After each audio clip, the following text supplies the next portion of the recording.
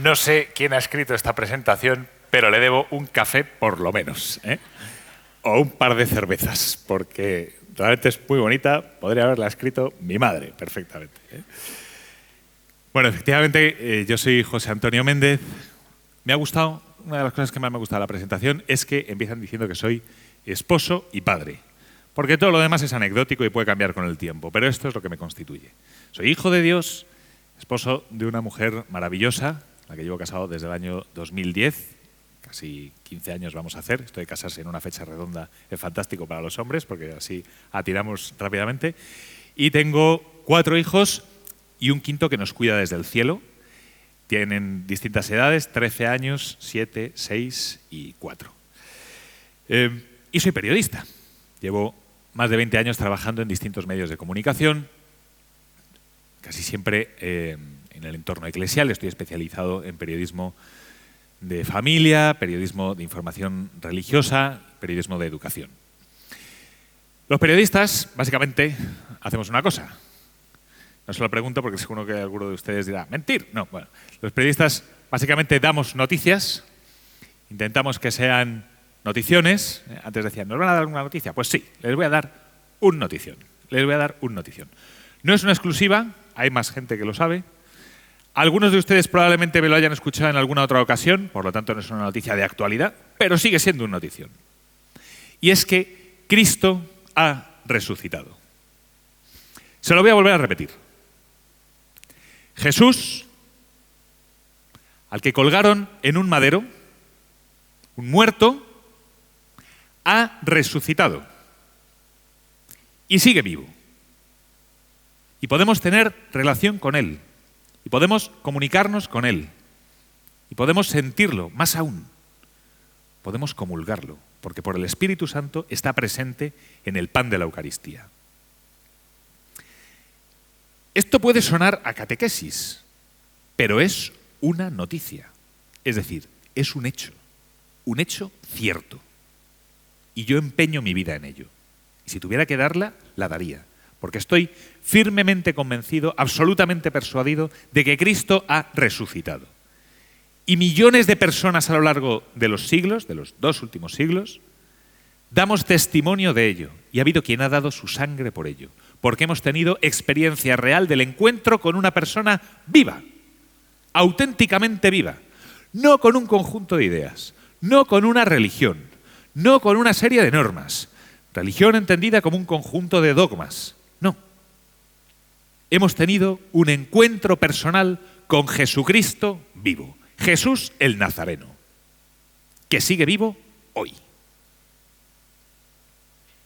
Anoche estuve con él, físicamente.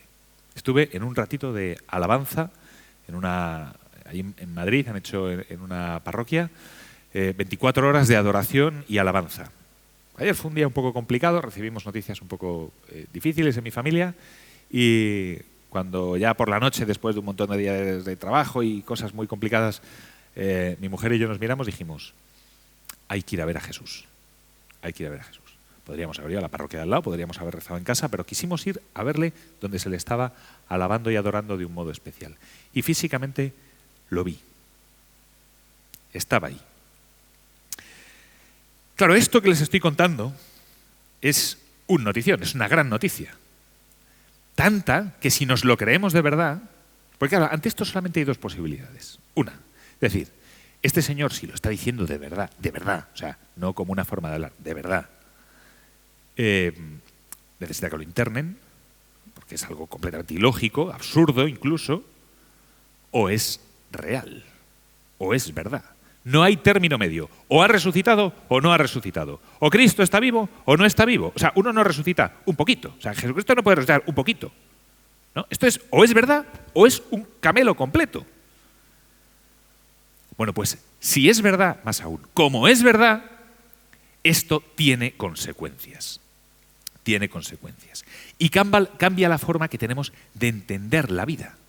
A mí me ha hecho mucha gracia el título de la ponencia, ¿no?, de la charla, comunicar la verdad en tiempos de incertidumbre, la fe como faro en el periodismo y en la vida familiar. Claro, porque yo soy padre de familia y soy periodista. Entonces, Si el secretario de la Asociación Católica de Propagandistas de Talavera hubiera sabido que a mí me encanta el belenismo, habría dicho como faro en el periodismo, en la vida familiar y en el belenismo, ¿no? Porque en realidad la fe puede ser un faro en cualquier circunstancia, en cualquier situación, siempre que esa fe sea la fe en Cristo, es decir, en una persona con quien podemos tener contacto.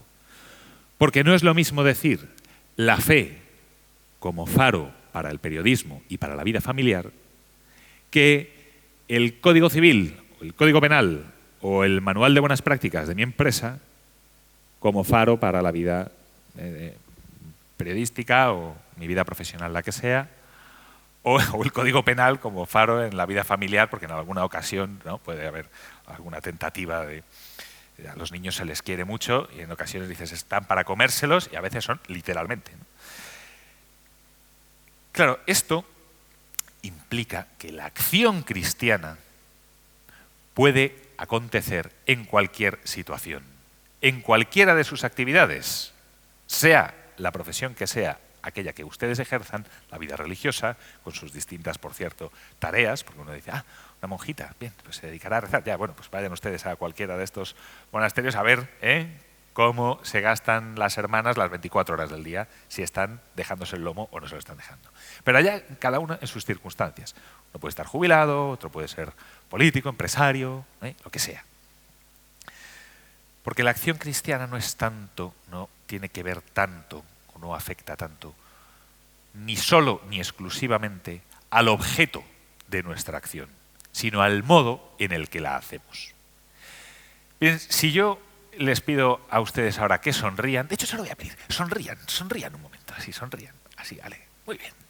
Si en este momento entrara alguien, qué pena, la próxima vez haré que alguien entre, haré un golpe de efecto, ¿no? Si en este momento entrara alguien y les viera a ustedes, pensarían, este hombre acaba de contar un chiste o una cosa graciosa, ¿no? ¿Por qué? Porque la acción natural de la felicidad es la sonrisa. Es decir, la sonrisa es la consecuencia lógica de la felicidad o de la alegría.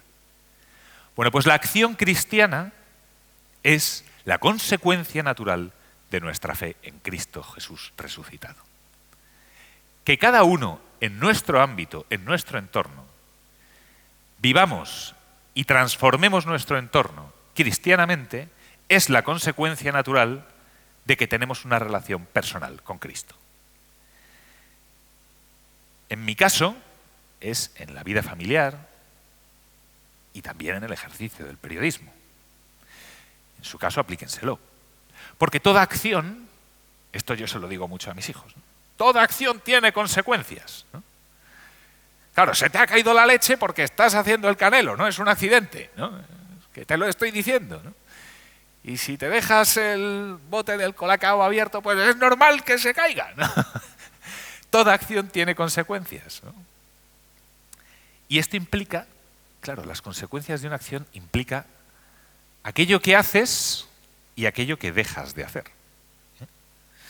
Como no tengo toda la tarde para hablar con ustedes, voy a intentar acotar qué es lo que uno está llamado a hacer y a dejar de hacer en la vida familiar y en el periodismo por creer en Cristo Jesús, por tener una relación diaria con Jesús. Pues en primer lugar, en la familia, lo que uno hace cuando tiene conciencia de que tu vida es para Jesús es que evangelizas no solo cuando rezas. Es decir, en la vida familiar hay que rezar, hay que orar, que tiene más, me gusta un poquito más la palabra orar, porque tiene más que ver con la relación, con una oración, ¿no?, con hablar. Tenemos que rezar y tenemos que rezar con nuestros hijos, no solo cuando son pequeñitos, también cuando son pequeñitos, sobre todo, probablemente, para crear el hábito, pero no solo cuando son pequeñitos, ¿eh? También cuando los niños crecen, nuestros hijos crecen, hemos de orar en casa y hemos de orar con ellos, por ellos, en ocasiones incluso sobre ellos. Pero eso implica también que Jesús tiene que estar en el centro de la familia. Es decir, que cuando hay una situación un poco relevante, Jesús está en el centro. Y que igual que tenemos en nuestros adornos domésticos aquellas cosas que son importantes para nosotros, o nos vamos de viaje en familia y compramos un imán, feo, porque todos los imanes de nevera son feos, igual que hacemos ese tipo de cosas, cuando hay una situación particular, también hemos de acudir primariamente al Señor y verlo a la luz del Señor. Y cuando nuestros hijos vienen con problemas o vienen con situaciones complicadas en el colegio, en el instituto, en la universidad o en su vida personal, cuando ya crecen, hemos de dirigirlos al Señor y no como una palmadita en la espalda, ni un consuelo para tontos, porque si la fe en Cristo es algo, es cualquier cosa menos un placebo. La acción del Espíritu Santo es absolutamente eficaz. Y por tanto, tenemos que confiar en la acción del Espíritu Santo cuando hablamos con nuestros hijos. Así que lo primero es que evangelizar a nuestros hijos no es solo rezar, aunque también es rezar. Es poner a Cristo en el centro. E implica también en cosas que, digamos, las consecuencias de esa acción, de nuestra acción cristiana en la familia, es que nuestro estilo de ejercer la paternidad ha de hacernos reflejo de la paternidad de nuestro Dios, que es Padre. Por eso insisto en la fe en Cristo, porque esto es muy políticamente incorrecto, pero la única fe verdadera es la de Jesucristo. El único camino que nos salva es Jesucristo. Y si cualquier otra persona de cualquier otra religión se salva y llega al cielo, lo hará por los méritos de Cristo. Porque Cristo pendió en la cruz y derramó su sangre por nosotros. Entonces por eso se salvará un hindú, un musulmán, un ateo o un católico. Pero no se salvará ni por Shiva, ni por Mahoma, ni por nadie más. Por eso lo que cambia es no tener una espiritualidad difusa en nuestra familia, sino tener una relación con Cristo. Tampoco una religión sin más, con una serie de prácticas, por así decir, ¿no? Aunque religión, ya saben ustedes que viene de religar, es decir, de tener una relación. Pero me refiero a un término un poco más sociológico. ¿Y cómo es la paternidad de Dios? A mí me ha enseñado mi propia paternidad a ser hijo y a ser padre. Es decir, a ser hijo de Dios y por tanto también a ser padre de mis hijos. Pero lo que me ha enseñado a ser padre de mis hijos es cómo Dios es padre conmigo. Combinando la ternura, la misericordia y la justicia. La ternura porque Dios, nuestro Dios, es un Dios tierno con nosotros, que no nos echa reprimendas cuando vamos con un corazón contrito y humillado, que Él no lo desprecia, nos lo dice Él mismo en la palabra. Es un corazón tierno, es una relación, un Padre misericordioso, es decir, que mete nuestras miserias en su corazón, misericordes. Pues igual nosotros podemos amar, y de hecho estamos llamados a amar a nuestros hijos no cuando son malos, es decir, cuando hacen algo mal, sino cuando son feos. Es decir, cuando tienen en su forma de ser algo que nos descompone por dentro. Y también la justicia. También la justicia. Esto en una familia numerosa es muy fácil, porque si uno no lo aplica, ya lo aplican otros. O sea, mis hijos no soportan una injusticia y yo hay veces que es mejor que no intervenga, porque ellos ya se apañan, ¿no? entre ellos mismos. Pero es cierto, hay que ser justos, y ser justos es dar a cada uno lo suyo, no menos. Y a veces, en el ritmo de vida que llevamos, a nuestros hijos les damos menos de lo que merecen, porque les damos menos de nuestro tiempo. Nuestros hijos pueden sobreabundar en muchas cosas y les falta lo más importante, que es tiempo con nosotros. Y también es un estilo de vida basado en la gratuidad y el servicio extremos. En la gratuidad, la gratitud, la gratuidad y en el servicio extremos. Tenemos que ser extremistas en nuestra familia, porque Cristo nos amó hasta el extremo, no un poquito. No un poquito. Y cuando dice San Pablo, amad a vuestras mujeres como Cristo amó a su iglesia, te está diciendo que hasta la cruz, macho, hasta la cruz. Y esto también se refleja en nuestros hijos. Y tenemos que ser radicales, es decir, ir a la raíz. A mí no me importa que me llamen radical, porque efectivamente intento vivir mi fe con radicalidad, es decir, yendo a la raíz. Y la raíz es el Señor, es el Evangelio, es leer el Evangelio, es hacerlo palabra. Pero también en la vida del periodismo, habíamos dicho, ¿qué cosas hemos de hacer? Pues en la familia ya hemos dicho 3 cosas. En este estilo de paternidad, esta forma de evangelizar en la familia y esta gratuidad y servicios extremos. Y en el periodismo también hay cosas que hay que hacer. Y es para ustedes un buen baremo también para saber qué medios de comunicación consumen. El primero es la búsqueda de la verdad, no de la ideología, no del discurso imperante. La búsqueda de la verdad. La verdad existe. Lo complicado es la objetividad, es decir, acercarte a esa verdad de forma objetiva, lo más poliédricamente posible. Si en algún medio de comunicación, y son prácticamente todos, alguien afirma que la verdad no existe, que la verdad es subjetiva, pues entonces lo único que van a hacer es venderles ideología, vendernos ideología. Esto implica también tener un espíritu crítico. Y cuando uno ejerce el periodismo, ese espíritu crítico tiene que llevar a proponer ciertos temas y, como en alguna ocasión me ha pasado, no en el medio en el que trabajo ahora mismo, que es el periódico El Debate, sino en otro medio de comunicación, cuando estuve trabajando allí, del espectro conservador, de incluso pretendidamente católico o próximo a la religión católica, en el que en un momento determinado yo dije, bueno, lo de las manifestaciones contra el aborto en la época de Zapatero en frente de Ferraz, está muy bien cubrirlo, pero ha habido una en Génova, ¿habrá que cubrirla también? No, esa no. Y yo dije, pues esto está escrito ya. Esto está escrito ya para publicar. No, pues esa no vamos. Bueno, pues entonces yo no me puedo imponer a un superior, pero lo que sí puedo hacer es, no voy a firmar el resto de las informaciones que yo he escrito, que es mi responsabilidad. ¿Pero cómo no vas a firmar esto? Esto además es una entrevista. Digo, pues te quedará mal, pero hay una cuestión de principios. Es decir, uno o sigue la verdad a todas sus consecuencias, hasta las máximas consecuencias, o entonces es un vendido. Hay que tener espíritu crítico, que es lo contrario al equipo de opinión sincronizada que tenemos en los últimos años.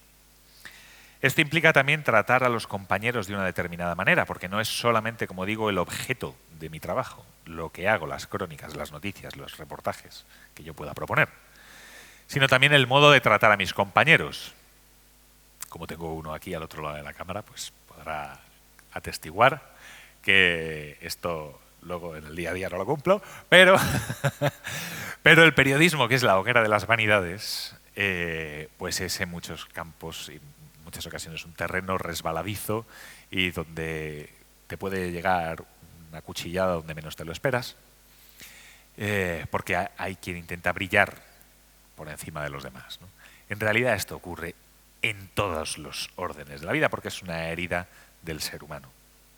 Por tanto, hay que intentar trabajar con humildad y con rectitud. Humildad y rectitud. Esto en el periodismo tiene una serie de consecuencias, pero insisto, puede darse en cualquier otro ámbito. Decíamos que estas son las cosas que uno tiene que hacer, las consecuencias en positivo. Pero cuando tú te encuentras con alguien que te cambia la vida, también dejas de hacer ciertas cosas, ¿no? Cuando yo empecé a salir con mi mujer, pues dejé de frecuentar a mi grupo de amigos de cuando yo hacía teatro, porque veía que no me acababa de llevar por un buen camino a aquella gente, ¿no? Y porque el tiempo es limitado. Pues esto ocurre lo mismo. Tú te encuentras con el Señor, empiezas a hacer unas cosas, dejas de hacer otras.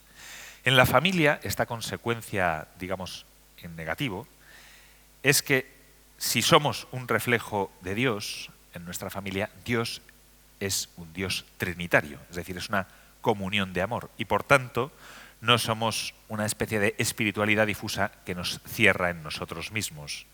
Por tanto, lo que no podemos hacer es encerrarnos en nosotros mismos, encerrarnos solo en nuestra familia y encerrarnos solo en el ámbito, en un entorno católico.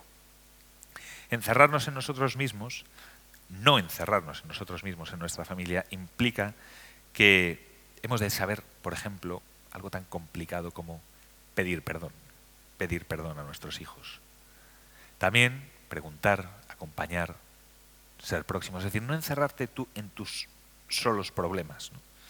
Claro, cuando uno llega de trabajar, después de todo un día de trabajo, es muy complicado en ocasiones. Cuando llegas a casa, darte cuenta de que el trabajo más importante del día empieza ahí.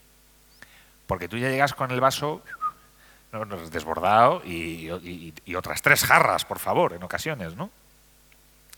Sin embargo, ese es el momento más importante del día. Y hoy por hoy, por el ritmo de vida que llevamos, apenas tenemos 3-4 horas para estar con nuestros hijos y con nuestro esposo o nuestra esposa. Son las 3 o 4 horas más importantes del día. No podemos quedarnos única y exclusivamente encerrados en nosotros mismos. Tampoco encerrarnos solo en nuestra pequeña familia, porque nosotros no podremos evangelizar a todos nuestros amigos llevándolos a la iglesia, pero a casa les podemos invitar a comer. Y a nuestros hermanos, cuñados, amigos, primos, ¿no? Esta familia que en ocasiones, lo que se llama la familia extensa, que en ocasiones están en las antípodas de nuestra fe, o al menos cerrados, no a nuestra forma de ver la vida, pero sí al encuentro personal con Cristo, que siempre es transformador, pues a estos sí los vamos a poder tener cerquita en la mesa.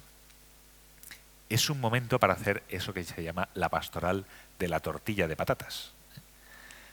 Es decir, uno hace una cena, uno hace una comida, invita y propicia el encuentro con los demás.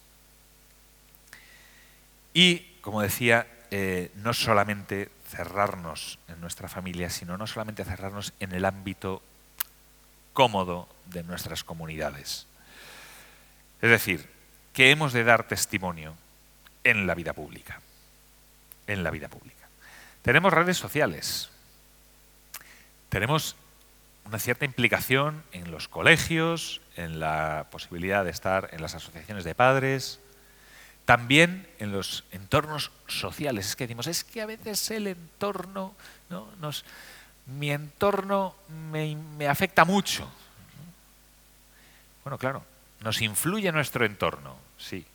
Y nosotros influimos en nuestro entorno. Y esto se nos olvida. Y en la vida familiar se nos olvida que también nuestra familia influye en nuestro entorno. Y si sabemos que hay unos padres, de unos compañeros de nuestros hijos, o unos vecinos de nuestro bloque, no sé cuántos de ustedes, por cierto, conocen a los vecinos de su bloque. Aquí, probablemente en Talavera, haya todavía una mayor conexión entre los vecinos de bloque o entre los vecinos cercanos. En Madrid, la mayoría de la gente no conoce a los vecinos. No conocemos a nuestros vecinos. También hacernos cercanos a los vecinos. Y si tenemos algún tipo de relación con ellos y vemos que hay una situación en la que una familia está sufriendo, y lo sabemos, aunque no nos lo hayan dicho expresamente, pero nos hemos enterado por Radio Macuto o Radio Patio, hagámonos los encontradizos con ellos y preguntémosles. Yuval Noah Harari, que es un filósofo, un pensador muy citado por las élites, es judío, ateo, homosexual y padre de un crío por adopción.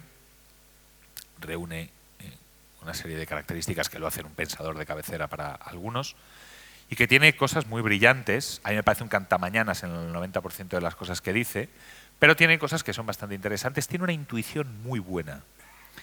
Y viene a decir que si nos encerramos, mientras nosotros nos encerramos en el cuidado de nuestros hijos, en la protección de nuestra familia, porque el mundo está cambiando y es un lugar hostil, y nos encerramos, nos replegamos en nosotros mismos, otros construirán el mundo al que luego vamos a arrojar a nuestros hijos. Esto no es justo, pero ¿quién dice que la historia sea justa? Y tiene razón. No podemos quedarnos encerrados en nuestros cuarteles de invierno. Hemos de fortalecernos en el seno de la familia, pero con la disposición y el entusiasmo suficiente como para proyectarnos en nuestros entornos. Y por cierto, una cruz, un crucifijo puesto sobre la mesa de un ordenador en el entorno de trabajo, sea el que sea, es una llamada, así como un pilotito rojo, pim, pim, pim, pim, pim, pim, para complicarte un poquito la vida. Necesariamente. Porque quien no tiene fe, tal vez se burle de ti en algún momento, te mire de forma excéntrica, pero quien la necesite acudirá a ti si no sabe dónde ir. Muchas veces, demasiadas veces, somos cada vez más los seglares la única referencia cuando nos manifestamos como cristianos de iglesia que va a tener mucha gente.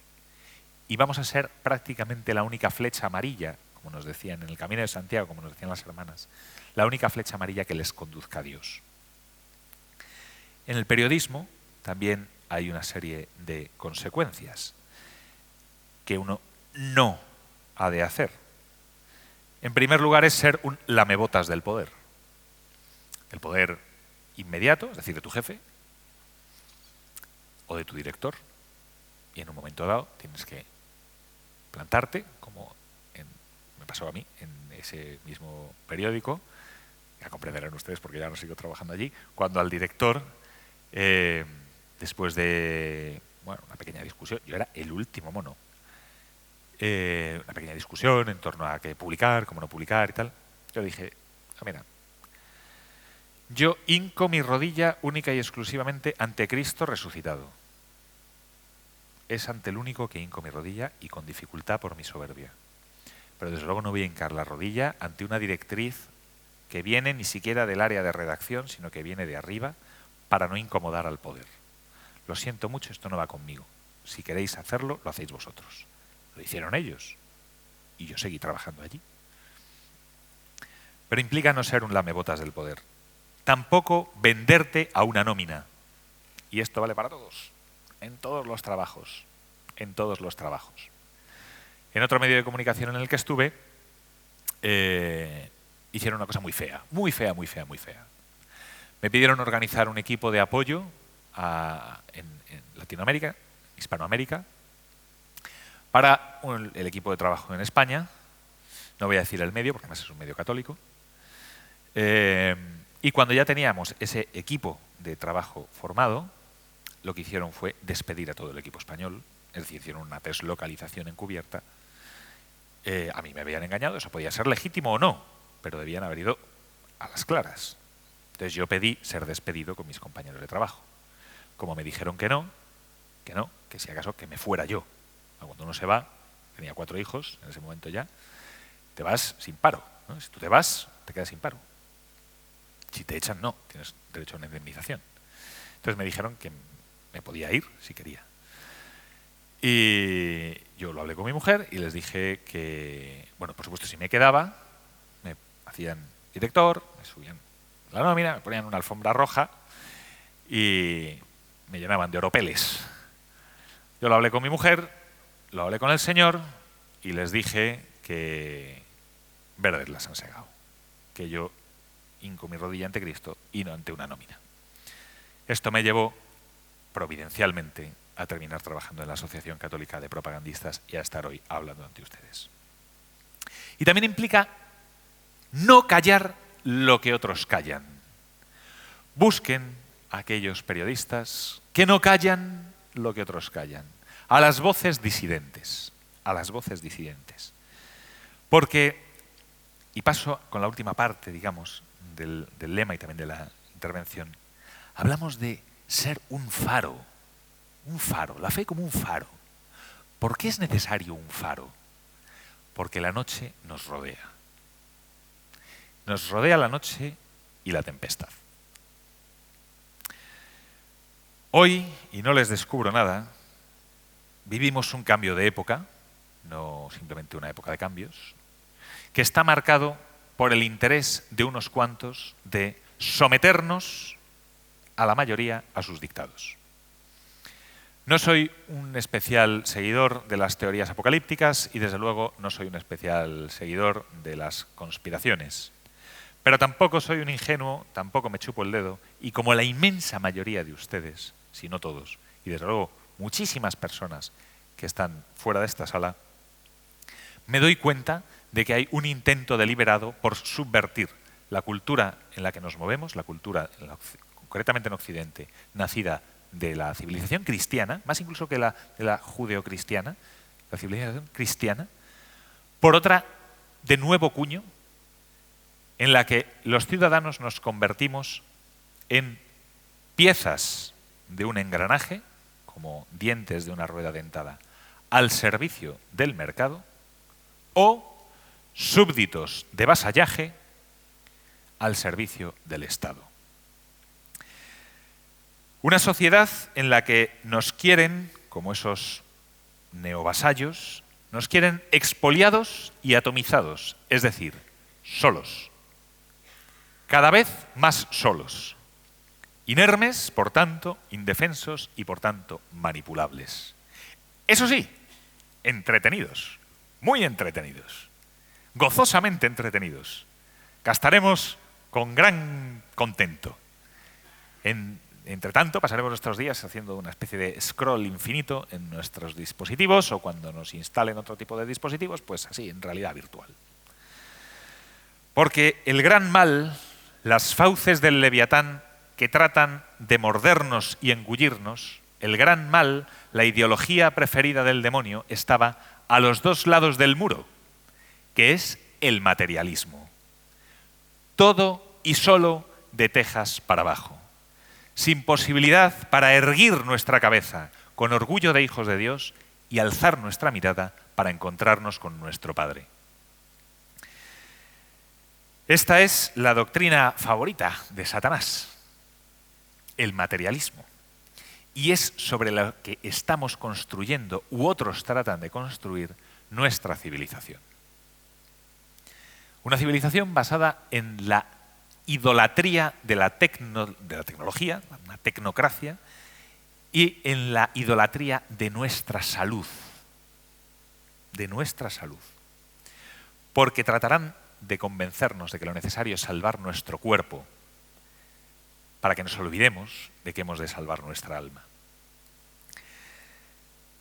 La fe en Cristo, la fe en Jesús, es el gran dique de contención contra este empeño deliberado de subvertir nuestra cultura cristiana, nuestra sociedad cristiana, de olvidarnos de nuestra alma. Y como somos el gran dique de contención, la fe en Jesús, en este intento totalitario casi, porque lo abarca o trata de abarcarlo prácticamente todo, por eso es totalitario, y además es dictatorial porque trata de anular las libertades de los individuos, esta fe se concreta en algo escandaloso, que es la Iglesia. La Iglesia y la Iglesia doméstica, es decir, la familia.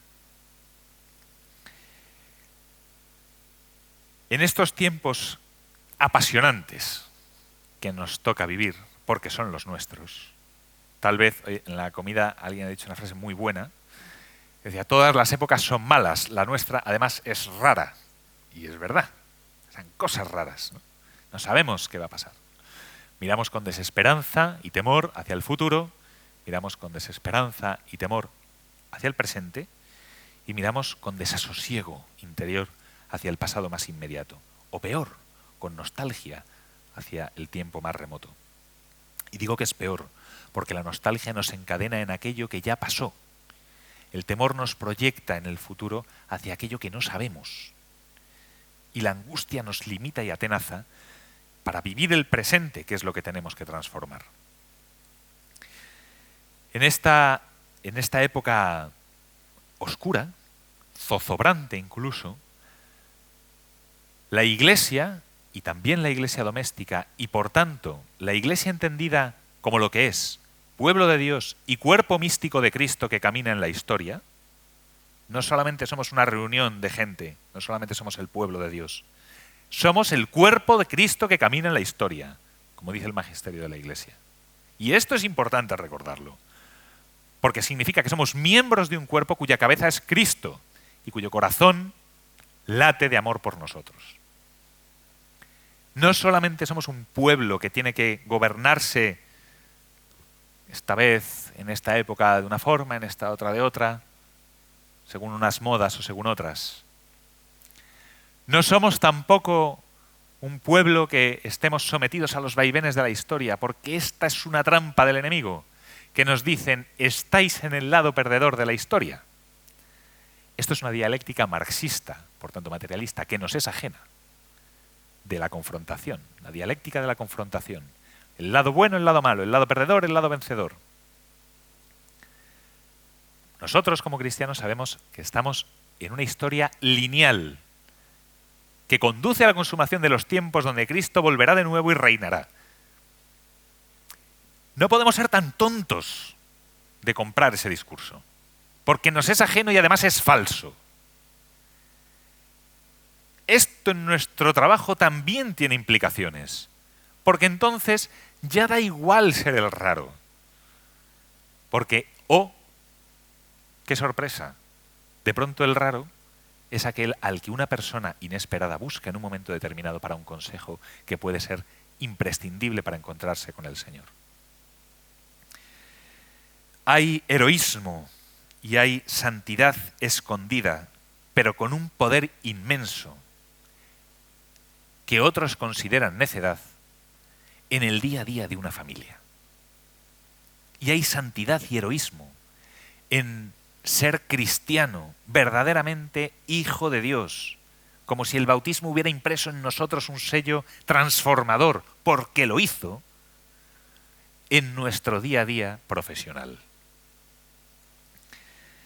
Y es absolutamente necesario ser luz en la oscuridad en este momento. ¿Y saben por qué? Porque ni el Estado ni el mercado podrán interceder por nosotros cuando necesitemos intercesión ante el Señor. Ningún funcionario público, ningún jefe ni compañero de trabajo, si se limita única y exclusivamente a ser un compañero de trabajo y no es un amigo, nos llevará ante Jesús y Eucaristía, como yo ayer dije a mi mujer, en un día complicado, tenemos que ir a ver a Jesús. Porque como hemos visto en la tragedia de Valencia, no podemos confiar en que el Estado, por cierto, al que pagamos jugosos impuestos, ni el mercado, vayan a estar incondicionalmente quitando y despojando de barro las vías de nuestra vida. Que Valencia ha sufrido una dana terrible, una tragedia espantosa, pero cada uno en nuestra vida tenemos nuestra Valencia también, ¿eh? Es el lugar que está lleno de barro, es el lugar donde hay muerte, es el lugar donde otro necesita ser acompañado. Valencia con el tiempo se reconstruirá, pero seguirá habiendo Valencias. Ni el Estado ni el mercado estarán allí para llevar a nuestro corazón aquello que nuestro corazón necesita. Como creo que ahora tenemos un tiempo para concretar algunas cuestiones tal vez más relacionadas con el ámbito del periodismo, las he dejado abiertamente difusas para el coloquio posterior, si quieren saber algo un poco más, ¿no?, sobre la situación mediática en España en este momento o cualquier otra cosa que puedan pensar o preguntar. No quiero dejar de decir algo que no por muchas veces oído deja de ser cierto, y es una frase de San Pablo. Ustedes saben que la Asociación Católica de Propagandistas tiene como patrón a San Pablo. A mí es un patrón que me gusta mucho, porque cuando se repartieron los apóstoles pues el mundo para evangelizar, dijo, bueno, vosotros os quedáis en Tierra Santa, yo ya me ocupo del resto, ¿no? Entonces dices, bien, pues, bueno, pues no era vasco, pues te faltó esto, ¿no? Pero vamos, un tío echado para adelante, ¿no? Un tío echado para adelante. Bueno, pues San Pablo en su carta a los romanos dice algo que a mí me parece que está pensado, por supuesto, está inspirado por el Espíritu Santo, pero dicho particularmente para nuestra época. Porque es esa época en la que un gran imperio se abre ante nosotros y nos percibimos como una pequeña comunidad asustada que sin embargo tiene deseos de evangelizar a otros. Y necesidad imperiosa y fuego apostólico, celo apostólico, fuego en el corazón para darlo a conocer. Eso es un poco el mundo en el que nos movemos.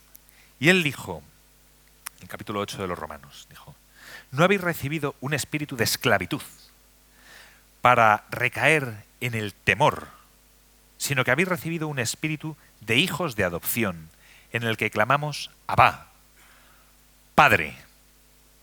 Llamamos a Dios Padre. Ese mismo espíritu da testimonio en nuestro espíritu de que somos hijos de Dios. Y si hijos, también herederos de Dios y coherederos con Cristo.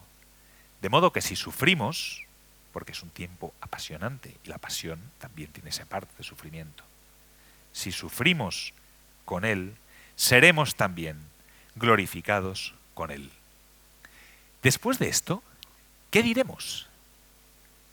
Pues que si Dios está con nosotros, ¿quién contra nosotros? Muchas gracias.